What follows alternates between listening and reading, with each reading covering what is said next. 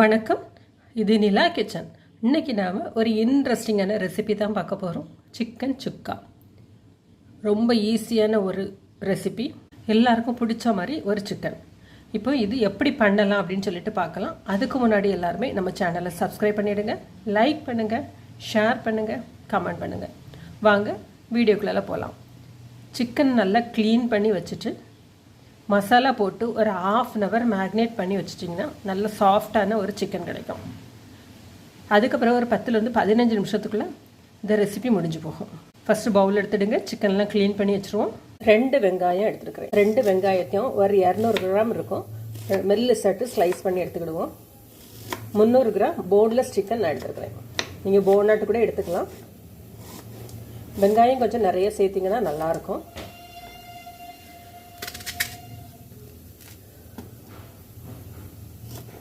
சின்ன சின்னதாக கட் பண்ணி நல்லா ஒத்தையாக பெசரி விட்டுருங்க.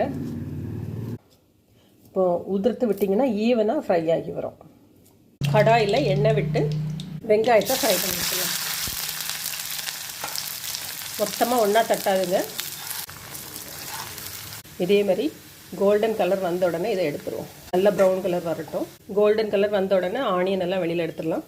பேலன்ஸ் இருக்க ஆனியனும் அதே போல் ஃப்ரை பண்ணி எடுத்துருவோம்.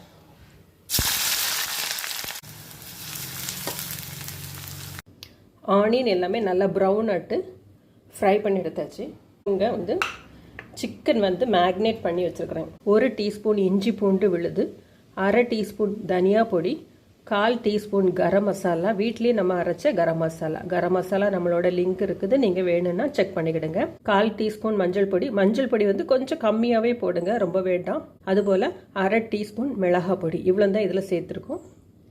இஞ்சி பூண்டு, தனியா பொடி, மிளகாய் பொடி, கரம் மசாலா பொடி, மஞ்சள் பொடி. இது ஒரு 1/2 மணி நேரம் ஊற வச்சிங்க அப்படின்னா நல்லா சாஃப்டாட்டு சிக்கன் கிடைக்கும். நான் ஃபஸ்ட்டே மேக்னேட் பண்ணி வச்சுட்டேன். கடாய் அடுப்பில் வச்சுடுங்க. நம்ம ஆனியன் ஃப்ரை பண்ண அதே ஆயிலில் பாதி விடுங்க. அது ஆயில் நிறைய இருக்குது, அதாவது 1 டேபிள் ஸ்பூன் அளவுக்கு விட்டுருங்க. ஆயில் சூடான உடனே இஞ்சி பூண்டு கொஞ்சம் இந்த பச்சை வாசனை போன உடனே தக்காளி போட்டால் இஞ்சி பூண்டு ரொம்ப குக் ஆகாது. அதனால் குக் ஆனதுக்கு அப்புறமா தக்காளி சேருங்க. கருவேப்பிலை, 2 பச்சை மிளகாய், கட் பண்ண 1 தக்காளி. ஏற்கனவே நாம் சிக்கனில் தேவையான அளவுக்கு உப்பு போட்டுட்டோம். இப்போ கொஞ்சமாக உப்பு சேர்த்துடுங்க. தக்காளி ஈஸியாக குக் ஆகும். ஒரு மூடி போட்டு மூடிடுவோம். தக்காளி நல்லா மசிஞ்சு வந்துட்டு ஒரு 1/4 டீஸ்பூன் அளவுக்கு நான் சில்லி பொடி போடுறேன். ஒரு 1/2 டீஸ்பூன் தனியா பொடி. நம்ம ஏற்கனவே மேக்னேட் பண்ணியிருக்கிறோம். இப்போ இது மசாலாவுக்காக தான் இந்த காரம் எல்லாம். சரி, ஃபைனலாக மிளகு வேற போட வேண்டியிருக்கு, பெப்பர். அதனால் நீங்கள் காரம் போடத்தில் உங்களோட டேஸ்ட்டுக்கு பார்த்து போட்டுடுங்க. பாதி அளவு தான் நம்ம ஏற்கனவே சிக்கனில் போட்டிருக்கோம். மசாலாவில் பாதி காரம் போட்டிருக்கோம். மேக்னேட் பண்ண சிக்கன்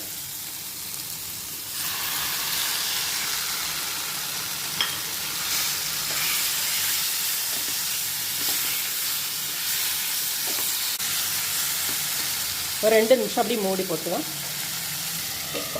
ஃப்ளேமை குறைச்சிருங்க. 5 நிமிஷம் சிம்மிலே வச்சாச்சு. நம்ம 1 ட்ராப் கூட தண்ணி விடலை. அந்த சிக்கன்லேருந்து வந்த தண்ணி, இந்த எண்ணெய் எல்லாம் சேர்ந்து சிக்கன் 3/4 வெந்துச்சு.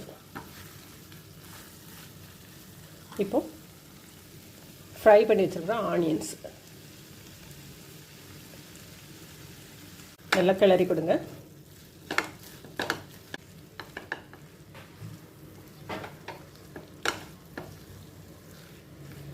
இந்த சிக்கன் சுக்கா சாப்பிட்றதுக்கு ரொம்ப நல்லாயிருக்கும். ஒரு ரசம் சாதம், இந்த ஒரு சிக்கன் சுக்கா போதும். தோசைக்கு, சப்பாத்தி, பூரி எல்லாத்துக்குமே ரொம்ப நல்லாயிருக்கும். இந்த வெங்காயம் இந்த அளவுக்கு நம்ம போட்டு ஃப்ரை பண்ணி போட்டு இது பண்ணுறது தான் இதோட டேஸ்ட்டுக்கும் அரோமாவுக்கும் காரணமே. மறுபடியும் மூடி போட்டு ஒரு 5 நிமிஷம் வச்சிடலாம்.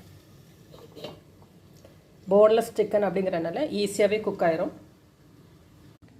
நம்மளோட சிக்கன் சுக்கா ரெடி ஆயிடுச்சு. இதே போல் நீங்களும் செஞ்சு பாருங்கள். செஞ்சு பார்த்துட்டு எப்படி இருக்குது அப்படின்னு சொல்லிட்டு ஃபீட்பேக் கொடுங்க. தேங்க்யூ.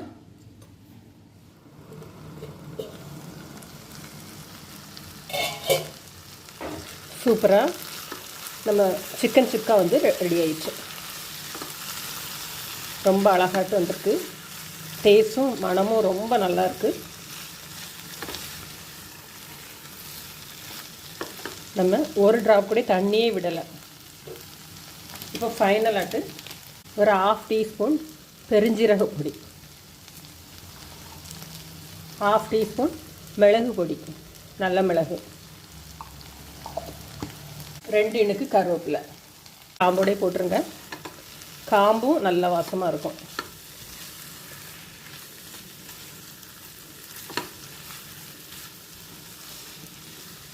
நல்ல ஈரப்பதம் இல்லாத அளவுக்கு நல்லா வறண்டு வந்துட்டு நம்ம சுக்கா. உப்பு மட்டும் நீங்கள் செக் பண்ணிவிடுங்க. தேவைக்கு கொஞ்சமாக உப்பு போட்டுக்கலாம்.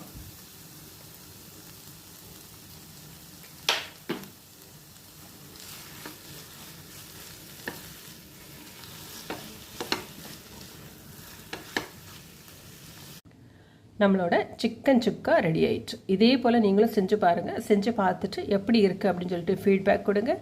தேங்க்யூ.